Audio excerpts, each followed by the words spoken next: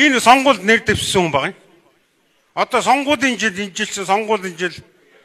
Тэгээ монголчууд нэлээд бодолтой сонгуул өгөхгүй бол болохгүй болсон гэдгийг та бүхэнд анхааруулад төдөө дарга дуудаж байна. Төдөө дарга ч барагтай хүнийг дуудахгүй шүү дээ одоо. Хэлтс тасгийн дарга, газрын дарга, орлогч эрхлэгчийг л дуудана гэхээс тэгээ яваад орсон чинь чи одоо юу болоод яваагүй сууж байгаа юм гэнэ. Би хайшаа явах хэрэгтэй гэсэн. Гэхдээ чи чинь дорн хувьд нэр дэвшчихэд сонгуулийн кампанит ажил дуусгаад 7 хоног үлдээд байж идэг. Чи энд өгсөн үлээгээ сууж идэг чи. Одоо тийшээ яв. Гэхдээ би яваад яах юм бэ? Би очиод ямар нэр дэвшээд гарах юм биш. Би өөрийнхөө хэмжээг мэдэж байсан. Тэгж болохгүй шүү дээ. Танаа нутгийнхан шиний нэрийг дэвшүүлсэн. Чи заавал очих ёстой. Олон түмнийг хүндэх ёстой. Энд чинь төрийн сонгуулийн кампанит ажил. Би нэг шатрал туслагч аваад яв. Чи хэнийг авч явах уу? Чи би лагваг авч яв гэсэн. Тэгс нүдв дараа жоохон бодсож байгаа. Гэхдээ би одоо лагва та хоёрыг явуулчихэд би юу бодож суух юм гэдэг чинь. Тэгээ хэлээ одоо та юу бодод гэсэн чи өөрөө.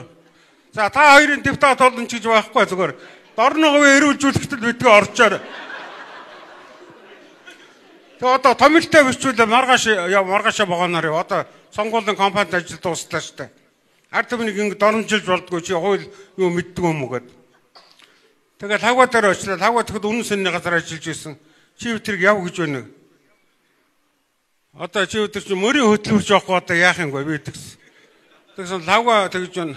Биелүүл хэцүү л байдаг юм да. За мөрийн хөтлөв рүү очно хавъялаа. Очоо тэнд очиад ирэвч хүн амьтантай уулзаж байтал хөтөлбөр гарах байлгүй та гэж. Тэгээ юу бэлдэж явах лагва гэтгсэн. Юу бэлдэж хэдэн шилээр авчих. Маргааш вагон дор уулзсан шүү гэж байна. Тэгээ вагон цуугаад хөдлөлөө. Вагон хөдлөхөөс өмнө нэг шилээр задлалаа. Тэгээ би бас депутатад нэр дэвшсэн хүн чинь тэгж олон нүдэн дээр арх уугаад байхгүй бас дотроо годлохтой байгаа шүү дээ. Тэгсэн чинь лагва нэг шилээр яахыг зовгоо уучлаа. Лагва арх даадаг хөл дээ. Тэгээ вагон хөдлөөд хонхрын өртөө рүү орж явсан чинь лагва тэгж байна. Энэ вагон дотор чинь дандаа дорн уувахаа явж байгаа шүү дээ. Чиний сонгуулийн сонгогч нар явж байгаа. Наад архиан хэд хэдийг задлаа тавьчих юм. Чи нэг юм үтсэн хүн шиг яваач. Цаашаа яваа дорн говдор өөрөө өтсөн. Сонгуулийн хороонд очив өрдгүүлээ. Тэгсэн чи одоо тэгж байна. За документ гоо танхим завж хүлээ байхгүй. График хатуу байгаа. Одоо та яаж уулздаг гадуур дотор явсыг ганц нэгээр нь уулзаж тиймэрхүү юм ярьж байна. Тэгээ нэг өдөр ингээд хүлээгээд буудал тавьчих байсан чинь шугам хараж яваар ярьж байна.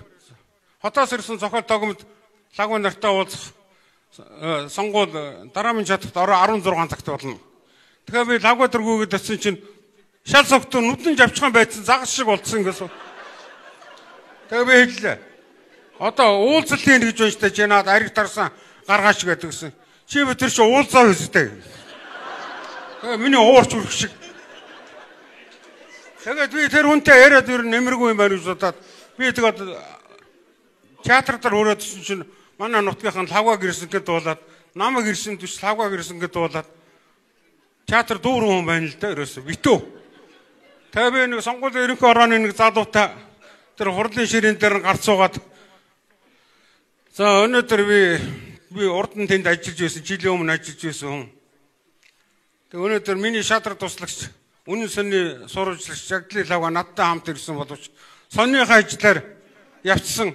Одоо хараахан ирж амжаагүй байна. Та нар намайг ямар мэдэхгүй биш. Би эхлээд ярилцлага маягаар ажиллаа эхлэе. Та нар асуух юм асуу, би хариулах юм хариулъя. Хөтөлбөрийг бол дараа нь болно. Тэгээд хэлээд би ингээд сууж исэн чинь би энд амьд сэрүүн байна гэж ашгарч байна. Тэгээд зэрэтийн дээгүүр хасан чинь нэг лагва чинь тэр цаана хан зүссэн нэг том цагаан гасцантай ингээд орж ирж байна. Тэгээд би хэллээ. Нөгөө сонгуулийн орооны залуу за лагва ах чинь их согтуу байгаа шүү. Энэ хөгжмийн нүхэн дуунагчлгүй чи нэг аштайхан гаргаад ирээ. Тэгээ нөгөө чинь дагуулад ирлээ. Тэгсэн чинь юу болж өгнө гэж нөгөө одоо уулзалт эхлэх гэж байна. Тэгсэн лагва тэгж байна. Хинтээ уулзах юм гүй. Гэхдээ чи тэртээ уулзах юм байгаа үстэй гэсэн. Уулзсан шиг уулзсан шүү хэдэн те. Нэг улаан дээлтэй Ахмад коммунист маягийн нэг өвгөн босаад та нар төрийн сонгуулийн ажиллаа төмний өмнө ирчээд цогтой хөлчөө ингэж элээ бадаа юм ярьж байдаг. Яасан задарсан улсууд өгöd би тэр загиндаг байна. Тэгсэн чинь лавга миний микрофоныг булааж аваад чи яасан завтаа өгөн бэ? Чи чагунцаанд дийлэхгүй ч би тэртэй хэрэлдэнэ гэж байхгүй шүү чи. Чамайг сонгоод байл гэж би тэр гуйгаагүй шүү. Би ер нь догмтыг уран зохиол ойрхон улс төрөөс холгоо яваасаа гэж бодоод сонгуулахгүй дагж ирсэн хүн баа шүү. Хэлэх ч үг болцсонгүй. Фижекнийх нь араас ингээд доошоо ингээд татсан чинь чи юу гэж араа шангаагаад байгаа юм. Би эдэнтэй хэлэхүүгээ хэлнэ. Тэгээ бүр нөгөө төч мөр агсан дагваньяхтай боллоо. Тэгээд би тэгсэн лагва басаа тэгж та нар догмтыг одоо зохиод шүлэг зохиол бичээд байдаг болохоор нь сүрхэн хүн гэж бодоод их хурлд нэр дэвшүүлж байгаа юм уу? Наадах чинь бол төр өөрийнх нь утгаа гэр барьж чадахгүй юм тийм ч та. Энэ догмт гэдэг хүнийг би мэднэ. Өсгөөс нь өтөлтөл нь өдөө болтол нь би мэднэ.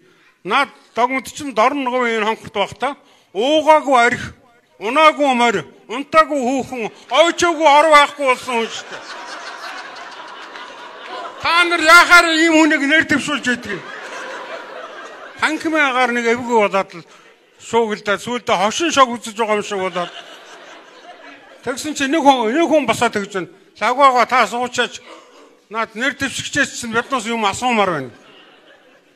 Догмтгоо та говийн хүн одоо энэ говийн нутгийн тухай мал сүргийн тухай зохиол мохоо зөндөл бичдэг.